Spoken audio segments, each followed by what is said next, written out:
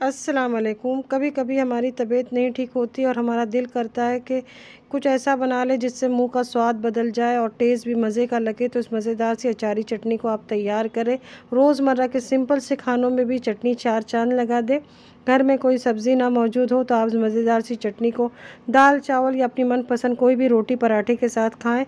Recipe अच्छी लगे तो लाइक का बटन दबाना ना भूलें। चैनल को नहीं सब्सक्राइब किया है तो आसान सी रेसिपी जानने के लिए मेरे चैनल को सब्सक्राइब कर लें। रेसिपी बनाना शुरू करते हैं। बिस्मिल्लाहिर्रहमानिर्रहीम। मैंने इसमें एक छन्नी रख दी है जिससे हम भजिया पकोड़ा तलते, इसे झारा कहते हैं। इसे हमने ले लेना है और इसमें एक छोटी गांठ लहसुन को मैंने तोड़ के डाल दिया है।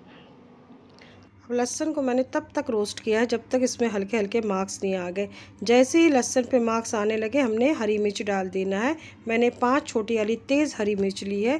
अब मिर्च को भी मैंने तब तक रोस्ट किया है जब तक इसमें भी हल्के हल्के मार्क्स नहीं आ जाते। इससे हमारी चटनी का फ्लेवर बहुत ही मज़े का लगेगा, लेकिन ध्यान रहे कि लहसुन और मिर्च जलने ना पाए। अब आधा मुट्ठी हरा धनिया ले लिया, आधा मुट्ठी पुदीना। ये आम का घर का बना हुआ अचार है, देसी अचार जो घर में सबके बना होता है उसी का इस्तेमाल किया। अगर आपके आम के अचार में कड़क गुठली का हिस्सा लगा हुआ है तो उसे आप अलग कर लें, नहीं तो आपके मिक्सर का ब्लेड टूट सकता है, इस बात का ख्याल रखें।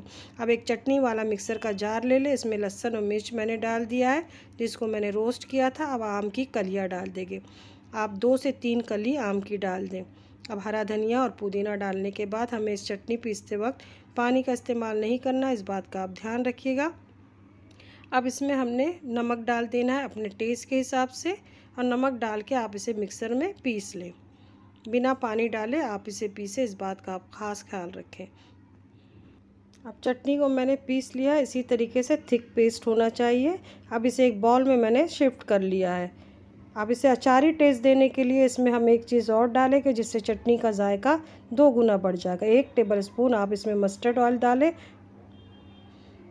मस्टर्ड ऑयल को डाल के इसे मैंने हल्के हाथों से मिक्स कर लिया। आप इस तरीके से इस चटनी को अगर एक बार बना के खा लिए तो आप अचार खाना छोड़ देंगे, बार बार आप इसी चटनी को बनाना पसंद करेंगे।